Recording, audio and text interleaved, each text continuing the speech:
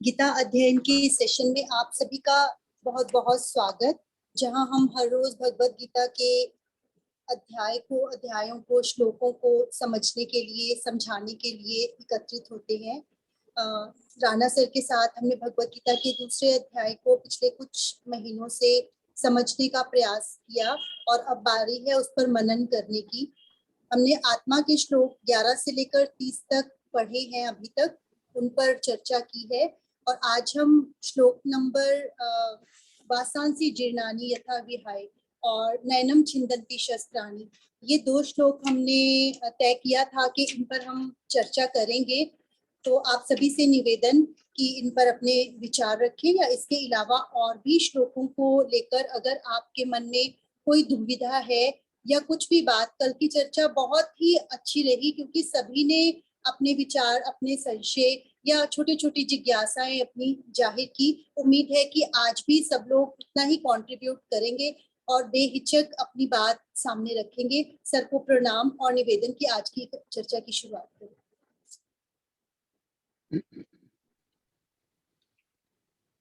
वसुदेव सुतं देवं कंस चाणूरमर्दनम् देवकी परमानंदम कृष्णं वंदे जगद्गुरुम्। सभी को बहुत बहुत प्रणाम। डेंगरा जी को भी बहुत बहुत प्रणाम। जी नमस्कार जी। कैसे हैं भाई साहब? थैंक यू जी, थैंक यू, शुक्रिया आप सबके प्यार का, आप सबके आशीर्वाद का। Thank you so much, thank you. आपको देखा तो मैंने कहा प्रणाम तो कर ही लेना चाहिए। थैंक यू जी, शुक्रिया। मुस्ताकी माम में जा रहा था कैसे। तो दूसरे अध्याय की चर्चा चल रही है और जो विषय है वो है स्वयं के स्वरूप का ज्ञान। क्योंकि जब तक मनुष्य को अपने वास्तविक स्वरूप का पता नहीं होता, उसके प्रति इग्नोरेंट है, जिसे हम कहते हैं कि माया के आवरण के कारण वह नहीं जानता कि वह क्या है। अपने आप को एक सीमित शख्सियत के रूप में देखता है वो। जैसे मैं बहुत बार एक एग्जांपल लेता हूँ घटाकाश की, कि जो वो घड़े का बीच का स्पेस है, तो ऐसा लगता है कि स्पेस जो है वो बस उतना ही है। जब घड़ा टूटते ही वो स्पेस सारे स्पेस में मिल जाता है। ऐसा ही कुछ हमारा स्वरूप भी है। इस शरीर ने उसे सीमित कर रखा है। वास्तव में जो हमारे उपनिषदों का घोष है, तत्त्वमसि, तू वही है। यहाँ वही का मतलब है ईश्वर से, ब्रह्म से। अहम ब्रह्मास्मि। जब हमें अपने स्वरूप का ज्ञान हो जाता है तो हम इस तथ्य से अवगत हो जाते हैं कि मैं ही ब्रह्म हूं। जो कुछ भी इस जगत में दिखाई देता है, जो कुछ भी इस जगत में जड़ चेतन के रूप में व्यक्त हो रहा है, वह केवल ईश्वर है और वह ईश्वर मैं ही हूं, वह ब्रह्म मैं ही हूं। तो हमारे उपनिषदों ने, हमारे शास्त्रों ने हमें अवगत कराने के लिए, अपने स्वरूप से अवगत कराने के लिए बहुत कुछ कहा हुआ है। लेकिन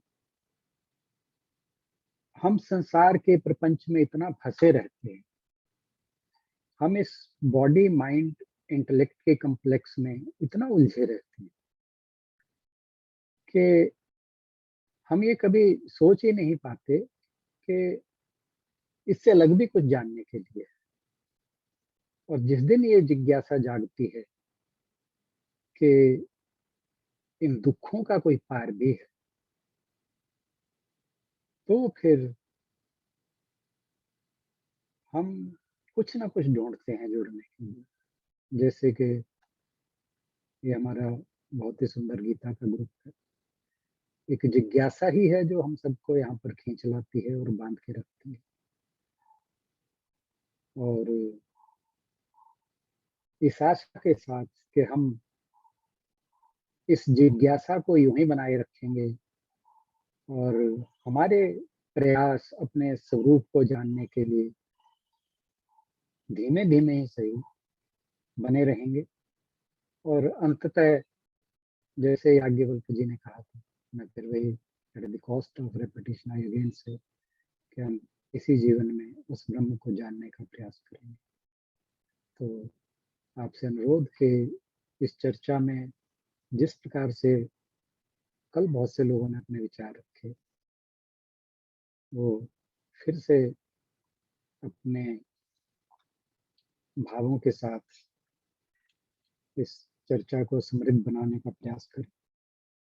और मैंने एक बात भी कही थी कि जो हमारी समस्याओं, कल जो बात हुई थी, अधिकतर वो इस बात पर थी कि हमारे जीवन की, जब हम अपने दैनिक जीवन में समस्याओं से दो चार होते हैं, तो हमें कैसे अपने आप को संतुलित रखते हुए व्यवहार करना चाहिए। तो मैंने चर्चा का अंत करते हुए एक बात कही थी कि हमारी जो भी आज की चर्चा थी, वो दैनिक जीवन से लेकर थी, और उसमें जो एक मेजर कंपोनेंट था वो ये था कि हम अपने आप को शरीर मान बैठे।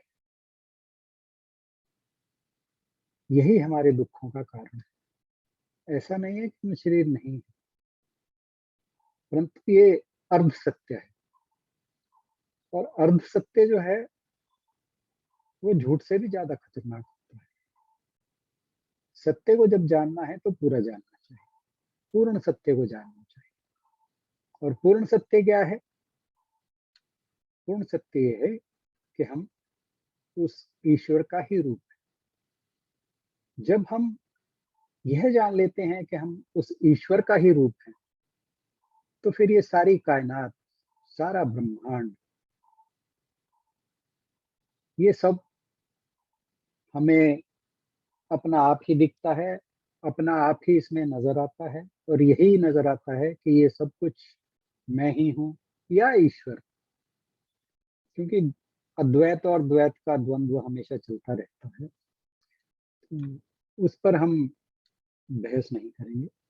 जिसका जैसा मत, अगर हम ईश्वर का अंश अपने आप को मानते हैं तब भी इट्स फाइन। अगर हम ये मानते हैं कि मैं उसी ईश्वर का ही रूप हूँ, तब भी एक ही बात है। ये सिर्फ एक सोचने की बात है। तो द्वैत और अद्वैत के भेद में हम नहीं पड़ेंगे। बात यह कि हमें ये रियलाइज करना है कि हम उस ईश्वर का ही स्वरूप हैं, चाहे हम अंश के रूप में हैं, चाहे पूर्ण के रूप में। जब हम ये जान जाते हैं, तो फिर हमारे जो जीवन के द्वंद्व हैं वो अपने आप जाते रहते हैं। और एक बात मैं इसमें, हालांकि मैं पहले भी कह चुका हूँ कि गौतम बुद्ध के पास जब वो बुद्ध हो गए, तो उनके किसी शिष्य ने इसी बात को लेकर प्रश्न किया था कि इस संसार में दुख क्यों है। तो उन्होंने कहा था कि जो दुख है, जो हमारा दुख है, वो ऐसा है, ऐसा समझना चाहिए कि दो तीर हम पर वार करते हैं। पहला तीर तो वो है जो हमें अपने प्रारब्ध के रूप में, अच्छे बुरे कर्मों के फल के रूप में मिलता है। और दूसरा तीर क्या है? कह रहे जो पहला तीर है इसके बारे में मैं कुछ नहीं कर सकता, क्योंकि वो तो हमारा अपना किया है, वो सामने आएगा ही आएगा। लेकिन दूसरा तीर जो है वो उससे ज्यादा बड़ा दुखदाई है। वो है हमारा reaction. How do we respond और react to the situation we face. कि हमारे सामने कोई भी अच्छी परिस्थिति में तो कौन परेशान होता है, जब कोई विषम परिस्थिति आती है तभी ये जो जिज्ञासाएं हैं, ये परेशानियां हैं, ये तभी उत्पन्न होती है। और वो परिस्थितियां हमारे परिवार की भी हो सकती हैं, हमारे पड़ोस की हो सकती हैं, हमारे समाज की हो सकती हैं, हमारे देश की हो सकती हैं, कहीं की भी हो सकती हैं। तो उसमें हम कैसे रिस्पॉन्ड या रिएक्ट करते हैं, वो हमारा दूसरा तीर जो है वो कितना हमें भेदता है, वो इस बात पर डिपेंड करता है। तो बुद्ध ने कहा था कि मैं जो दूसरा तीर है उसका इलाज कर सकता हूँ। कैसे? तुम्हें ज्ञान के द्वारा, ज्ञान की बात बताकर कि तुम अपने, हालांकि वो ईश्वर में विश्वास नहीं करते थे, तो जो हमारी सनातन संस्कृति है वो ईश्वर की बात करती है, ब्रह्म स्वरूप की बात करती है, ब्रह्म ज्ञान की बात करती है। तो जब हम यह जान जाएंगे कि ये जो हमारा अस्तित्व है इसका वास्तविक रूप क्या है, हम अपना अस्तित्व केवल इस शरीर को लेकर ही मानते हैं, जबकि हमारा अस्तित्व बहुत वृहद है, बहुत लार्ज स्केल पर है। जिस दिन हम उस अस्तित्व को जान जाएंगे हम दूसरे तीर से बिल्कुल मुक्त हो जाएंगे। यही हमारा प्रयास होना चाहिए और यही हमारे जन्म का उद्देश्य होना चाहिए। ये जो जीवन हमें मिला है ना,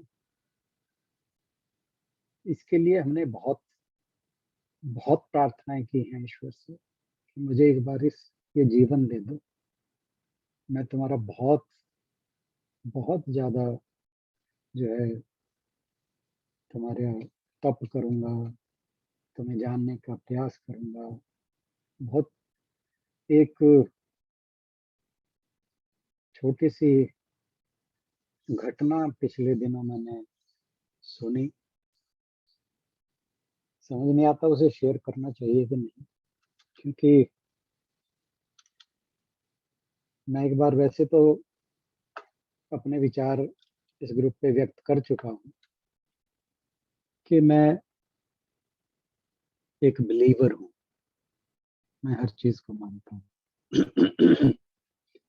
बात हो रही थी तब जो संदर्भ था वो भूत का था।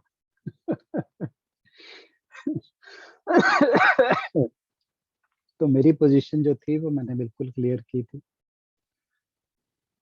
जो आज मैं घटना का विषय कर रहा हूँ, जो कि जिस विषय के बारे में ये घटना जो है वो भी कुछ इसी से रिलेटेड ही है। तो आप प्लीज इसको इस तरह से ना लें कि मैं कोई अंधविश्वास फैलाने में विश्वास रखता हूँ। ये मेरा पहले ही डिस्क्लेमर है। परंतु हाँ, मेरी ये स्टेटेड पोजीशन है कि मैं बिलीवर हूँ। मैं मानता हूँ कि जिस चीज का कोई नाम आया है कुछ तो बात रही होगी तभी वो नाम जो है एग्जिस्टेंस में आया है। अगर भूत वर्ड हमारे सामने किसी भी रूप में आता है तो कोई तो बात रही होगी, जो भूत का कुछ तो कहीं तो एग्जिस्टेंस रहा होगा तभी वो नाम आया है। मैं राजेंद्र हूँ तो तभी हूँ अगर मेरी कोई एग्जिस्टेंस है। मुझे नाम राजेंद्र तभी मिला है अगर मेरी कोई एग्जिस्टेंस है।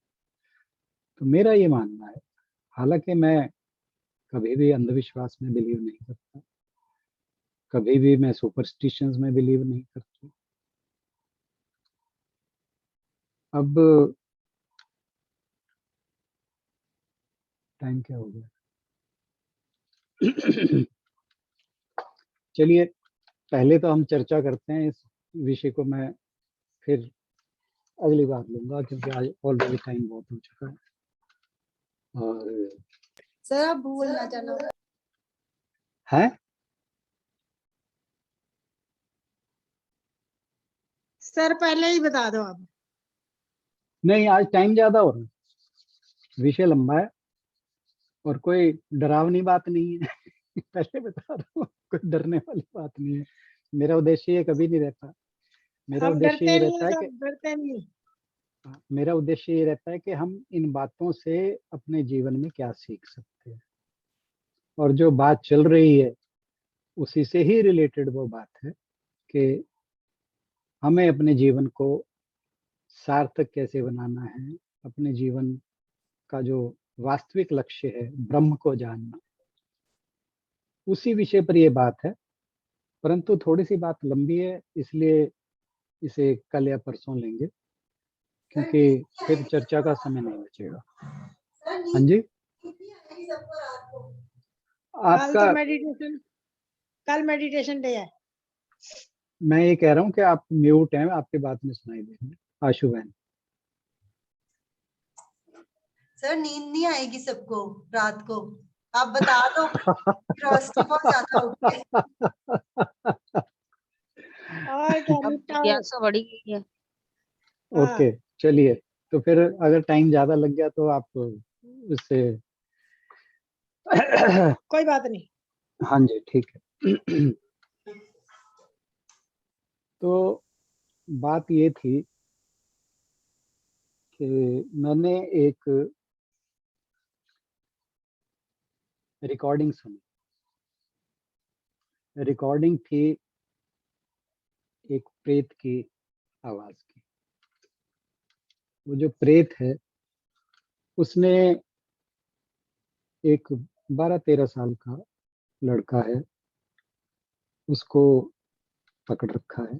पकड़ रखा है मतलब उसके शरीर में उसने प्रवेश किया हुआ है। और वो संत ईश्वर सिंह का आपने नाम सुना होगा।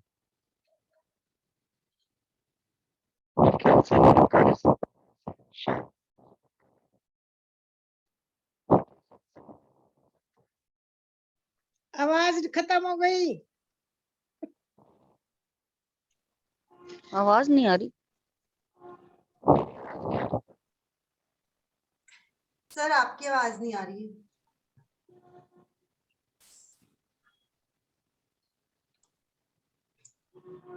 भूत की वजह से खत्म। क्लियर है?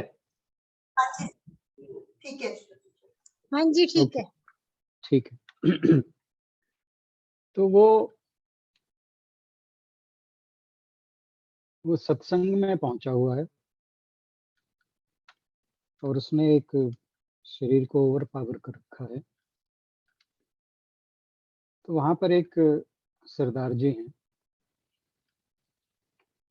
वो उसकी बात को उन्होंने रिकॉर्ड किया है। वो रिकॉर्डिंग मैंने सुनी। तो वो उससे पूछते हैं कि भाई अपने बारे में बताओ। वो एक मुस्लिम है। तो उसने बताया कि वो 1000 साल से प्रेत योनि में है। अब इस पे, इन बातों पे बिलीव करना नहीं करना हर एक का अपनी समझ है, पर जो मैंने सुना मैं वो आपसे शेयर कर रहा हूँ। अब उसने पूछा गया कि तुम प्रेत कैसे बने। मेरी आवाज सुन रहे हैं ना आप? सुन पा रहे हैं? हाँ जी सर, हाँ जी। जी जी, सर ये हाँ, रिकॉर्डिंग भी चल रही है। ये तो आशु जी को पता होगा। चल रही है, चल रही है। रिकॉर्डिंग। ओके।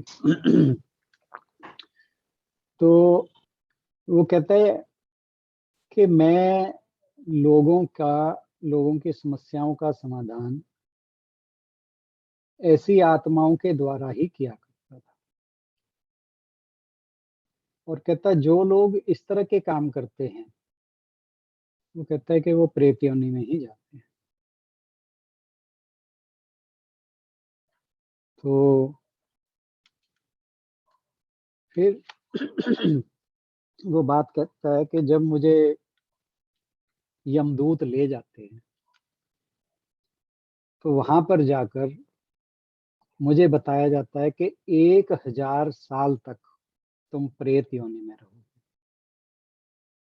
और 1000 साल बाद वो कहते हैं कि ये सारी चीजें वहां पे पहले जब पहुंचता है ना व्यक्ति डेथ के बाद, तो वहां पे सारी चीजें बता दी जाती है मनुष्य को। तो कह रहे 1000 साल बाद कह रहे संत ईश्वर सिंह का सत्संग होगा, वहां तू जाएगा और वहां तेरी मुक्ति होगी, वहां तुझे फिर से जन्म मनुष्य का मिलेगा। तो कह रहा है क्योंकि 1000 साल हो गए हैं और ईश्वर सिंह जी जो हैं अब उनका समय चल रहा है, तो मुझे पता है कि अब मुझे मनुष्य जन्म मिलेगा, इसलिए मैं यहाँ आया हूँ। तो वो पूछते हैं सरदार जी कि इसके इन 1000 सालों में तुमने क्या क्या देखा? वो कहता मैंने राजा अशोक को देखा एज ए प्रेत, कुछ कर नहीं पाया, कुछ बोल नहीं पाया, कुछ समझ नहीं पाया, पर कह रहे मैंने वो देखे हैं, मेरे सामने से गुजरे। मैंने राजा विक्रमादित्य को देखा, मैंने गुरु नानक जी को देखा। तो उसने पूछा कि आपको गुरु नानक जी ने जो है मनुष्य योनि क्यों नहीं दी? कह रहा क्योंकि मुझे मनुष्य योनि पहले ही बता दिया गया था कि 1000 साल इस प्रेत योनि में गुजारने के बाद तब मिलेगी, और वो भी संत ईश्वर सिंह द्वारा। तो कह रहा मेरा समय अब आया है, इसलिए मैं बता रहा हूँ इसलिए मैं यहाँ आया। और वो व्यक्ति, उसकी बातें सुनने वाली थी। हम जो सूक्ष्म शरीर की बात, स्थूल शरीर की बात करते हैं, वो सारी बातें वो व्यक्ति कर रहा था। हालांकि वो मुस्लिम था, परंतु उसने ब्रह्मा विष्णु महेश की बात की, यमराज की बात की। हालांकि वो जो कलाम पढ़ रहा था वो कुरान से ही पढ़ रहा था, परंतु उस योनि में जाकर ये जो भेदभाव है, मैं जो कहने वाली बात है, वो सारे के सारे हमारे इस स्थूल शरीर के सामने के। जब ये स्थूल शरीर नहीं रहता, उसके बाद ना कोई हिंदू है, ना मुस्लिम है, ना कोई सिख है, ना ईसाई।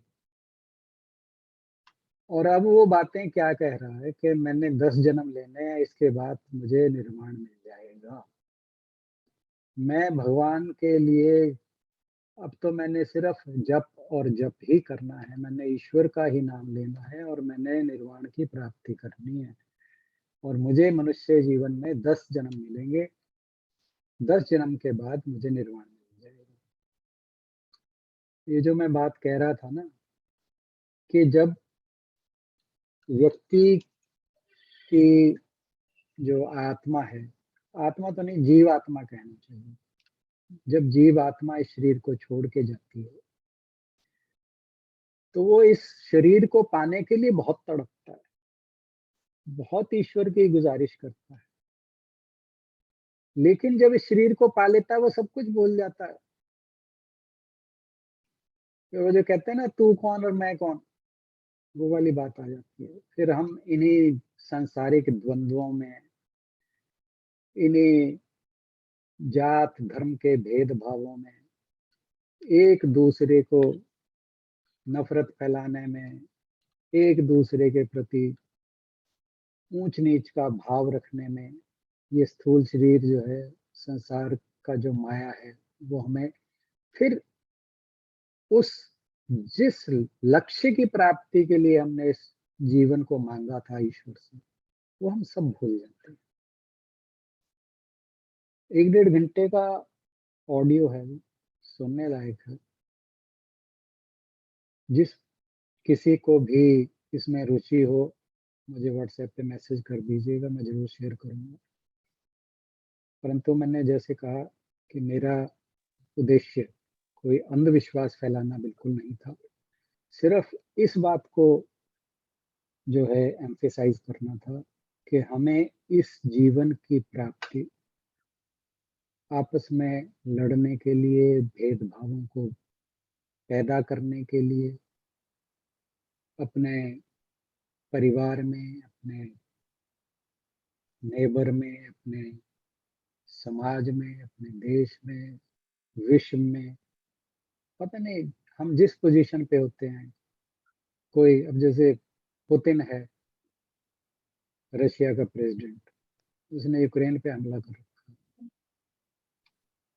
अब जब उसे भी ईश्वर ने जीवन दिया होगा, पता नहीं उसने क्या क्या कह के लिया है, और अब वो क्या कर रहा है। ऐसे ही वो बहुत ऊंचे लेवल की बात है। हम अपने अपने जिस जिस भी स्तर पर हैं, जो जो हमसे उल्टा सीधा बन पड़ता है, हर कोई करता है। तो कहने का भाव ये है कि हम सबको अपने जीवन का लक्ष्य नहीं भूलना है। जीवन का लक्ष्य क्या है? इस मानव जीवन को सार्थक बनाने के लिए हमें केवल और केवल उस ब्रह्म स्वरूप का ज्ञान प्राप्त करना है, उस ब्रह्म को जानना है। क्योंकि पता नहीं कितने गिड़गिड़ाए होंगे हम ईश्वर के सामने इस जीवन को पाने के लिए। वो जो मैंने उदाहरण दिया है ना उस प्रेत का, वो केवल इसलिए दिया है कि उसकी बातें सुनने लायक है। वो कैसे गिड़गिड़ा रहा है उस जीवन को पाने के लिए। और ऐसा कुछ हम सबने भी जरूर किया होगा। वो कहते हैं कि जब यमदूत हमारे सूक्ष्म शरीर को लेकर जाते हैं, तो कह रहा है ऐसे लेकर जाते हैं जैसे झाड़ी के ऊपर कपड़ा होता है। कपड़े को जैसे खींचते हैं ना, तो वो झाड़ी में से फंस के निकलता है। तो कह रहे हैं ऐसे ही हमारा सूक्ष्म शरीर इस स्थूल शरीर को छोड़कर जाता है। देखिए कितना दुख का कारण होता है। परंतु हाँ, जो एक अच्छी बात की वो भी शेयर करना जरूरी है। ये तो सारी वो बातें थी जो हमें चेतावनी देने वाली थी। एक अच्छी बात भी थी कि जो लोग ईश्वर का नाम लेते हैं, जो किसी संत महात्मा के कहे हुए वचनों का पालन करते हुए ईश्वर को जानने का प्रयास करते हैं, कह रहे उसके पास यमदूत नहीं आते, उसे तरह तरह की योनियों में नहीं जाना पड़ता। ये देखिए, इन बातों की सच्चाई के ऊपर मैं कोई भी कमेंट नहीं करूंगा। ये हम अपनी समझ से इसको सच झूठ कुछ भी मान सकते हैं, परंतु ये सारी बातें हमें कुछ इशारा करती हैं। मेरा भाव केवल उस इशारे से है कि वो क्या इशारा हो रहा है। वो इशारा है कि हमें अपने ब्रह्म को जानना है। इस जीवन को सार्थक हम तभी बना पाएंगे जब हम यह जान पाएंगे कि ब्रह्म क्या है, ब्रह्म ज्ञान क्या है, अपने वास्तविक स्वरूप को कैसे जाने, उस मोक्ष की प्राप्ति के लिए कितने सतत और जोरदार प्रयास हमारे द्वारा होने चाहिए। तो इन्हीं बातों के साथ, इन्हीं शब्दों के साथ मैं इस चर्चा को यहीं पर विराम दूंगा। और जो इन श्लोकों पर चर्चा होनी थी वो आगे जारी रहेगी। आप में से अगर कोई भी कुछ भी कहना चाहे तो प्लीज जरूर कहें। आज मैं एक नए सदस्य के को सामने देख पा रहा हूँ। प्रणाम भाई साहब। Thank you sir. आईफोन के नाम से आज मैंने आपको पहली बार देखा है। प्लीज अपना परिचय दें।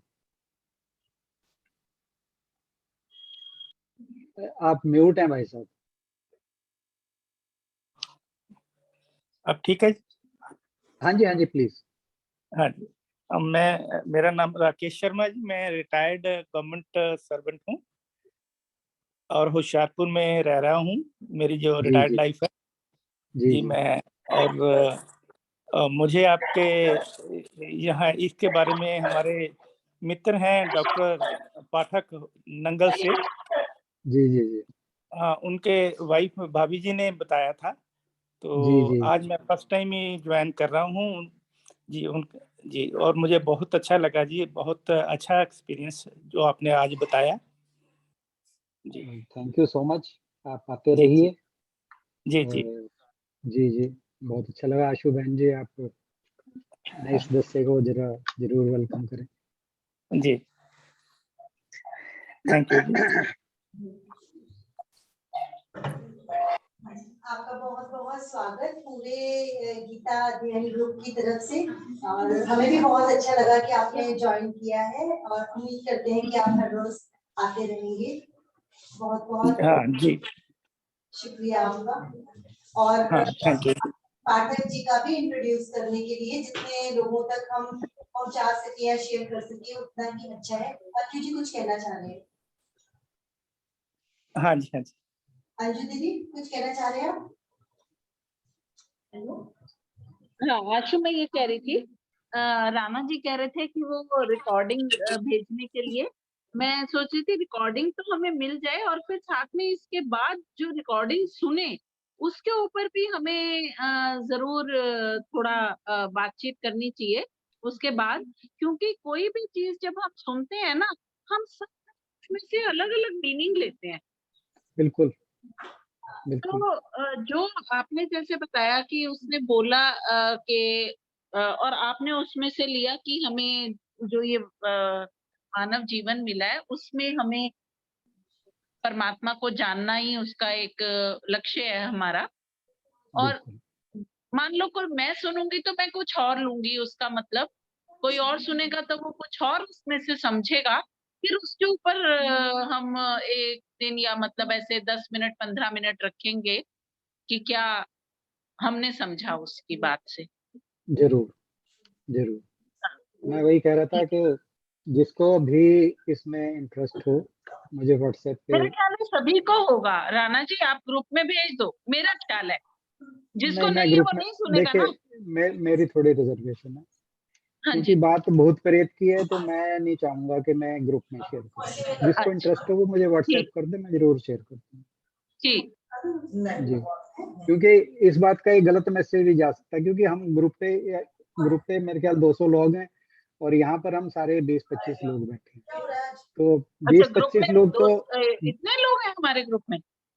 हाँ जी, 200 के करीब लोग हैं। अच्छा, तो अगर, हाँ जी, तो 20 लोग तो इस बात को जो मैं कह चुका हूँ वो शायद समझते होंगे, परंतु 200 लोग समझते होंगे कि नहीं समझते होंगे, तो वो मैं नहीं मानता, मुझे नहीं पता। ओके, और ठीक।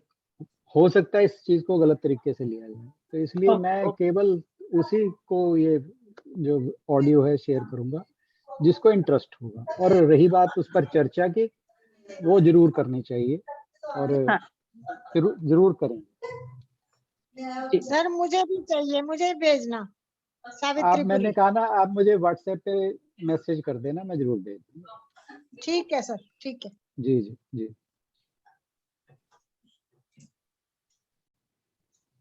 हाँ जी सर, आज विराम दें यहीं पर। जैसी इच्छा। वैसे तो अब काफी लोग छोड़कर जा चुके हैं। ठीक है, आज इस चर्चा को यहीं पर विराम देंगे। कल बाकी के क्वेश्चन जो हमारे रह गए हैं, कल उन क्वेश्चंस के साथ हम आगे बढ़ेंगे मंडे से। कल का सेशन हमारा मेडिटेशन सेशन रहेगा। हम चक्रा मेडिटेशन सीख रहे हैं सर के साथ, तो सभी से निवेदन की कल समय पर पहुंचे ताकि हम पूरा लाभ उठा सके मेडिटेशन का। सर का बहुत बहुत धन्यवाद, आप सभी का बहुत बहुत धन्यवाद आज के मेडिटेशन में शामिल होने के लिए। सर से निवेदन की समापन के लिए।